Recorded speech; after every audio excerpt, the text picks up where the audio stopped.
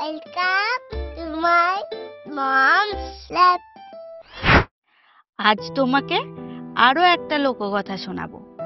এটি তাউর জাতির লোককথা। ছবি এঁকেছেন ঝানথং।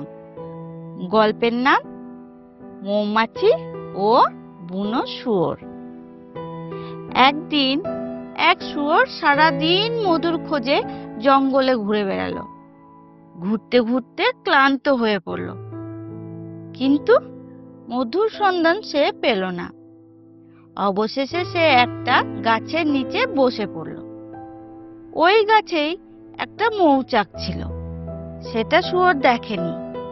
মৌচাকের বাইরে একটা মৌমাছি পাহারা দিচ্ছিল।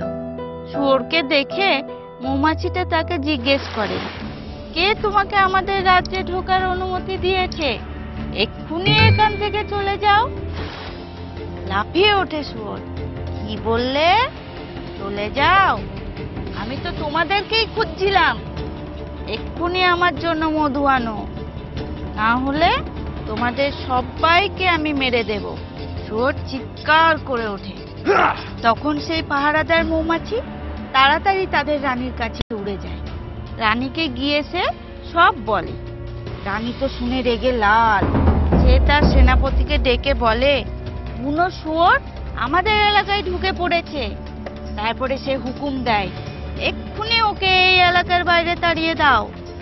হুকুম পেয়ে সেনাপতি মৌমাছি তার সেনাদের নিয়ে তক্ষুনি শুয়োরের কাছে উড়ে গেল আর বলল, এখনো সময় আছে, তুমি এই মুহূর্তে আমাদের এলাকা ছেড়ে চলে যাও, না হলে। তার কথা শেষ হবার আগেই শুয়োর চিৎকার করে ওঠে, তোর মতো পোকাকে কে গ্রাহ্য করে? আমি কি ভয় পাই? দাঁড়া, এক্ষুনি তোকে মজা দেখাচ্ছি। এই বলে সে সেনাপতি মৌমাছির উপর ঝাঁপিয়ে পড়ে। আক্রমণ! মৌমাছি সেনাপতি তার সেনাদের আদেশ দেয়। সেনারা চারিদিক দিয়ে শুয়োরকে ঘিরে ফেলে। শুয়োর বেরোবার পথ পায় না। মৌমাছিরা তাকে হুল ফুটিয়ে দেয়। শুয়োর যন্ত্রণায় চিৎকার করে ওঠে। কোনো রকমে প্রাণ বাঁচিয়ে সে সেখান থেকে পালায়। কোনো দিন আর সে ওই মুখও হয়নি।